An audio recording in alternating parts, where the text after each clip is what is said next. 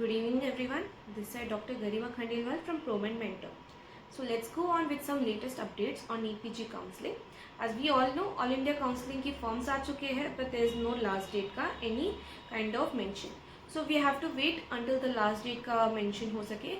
इसके बीच में supreme court की हियरिंग भी आई थी जो फ्राइडे को हुई थी, but there were no representation from MCC side, so वो हियरिंग मंडे को कर दी गई है. एज मंडे को उन्होंने बोला तो है, बट ऑर्डर में जो डेट आई है वो 4 अक्टूबर की आई है. तो लेट्स वेट अंटिल देन. तब तक शायद स्केड्यूल आना थोड़ा सा पॉसिबल नहीं लग रहा है. बाकी ऑल इंडिया काउंसलिंग तो शुरू हुई नहीं. बाकी स्टेट्स ने तो अपना काउंसलिंग शुरू कर दिया है. एटलीस्ट उनके रजिस्ट्रेशन फॉर्म्स आ चुके हैं एंड काफ़ी लोगों की लास्ट डेट भी आ चुकी है. उत्तर प्रदेश की जो लास्ट डेट थी वो कल थी. आज राजस्थान की लास्ट डेट है. महाराष्ट्र के फॉर्म्स इवनिंग में रिलीज़ कर दिए गए थे एंड आंध्र प्रदेश के भी फॉर्म आ चुके हैं.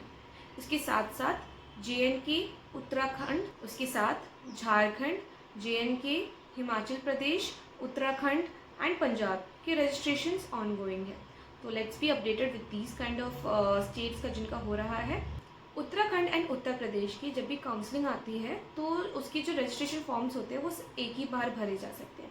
मतलब राउंड 2 या राउंड 3 के बीच में आप रजिस्ट्रेशन नहीं कर सकते हो. इसका मतलब ये है कि सिर्फ और सिर्फ अगर आपको रजिस्ट्रेशन करवाना है तो अभी ही करवा सकते हो.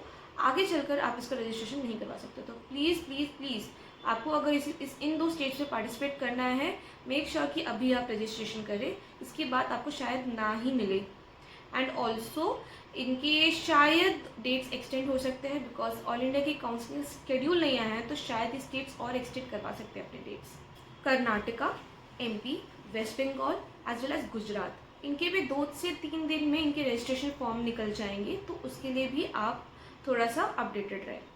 This is the first time when all India counselling पहले नहीं हो रही है एंड स्टेट वाइज अपने रजिस्ट्रेशन फॉर्म निकाल चुके हैं. तो अगर आप मल्टीपल स्टेट्स में पार्टिसिपेट कर रहे हैं तो मेक श्योर आपके पास वो फंड्स रहे, क्योंकि हर एक स्टेट में एक सिक्योरिटी फीस जमा होती है.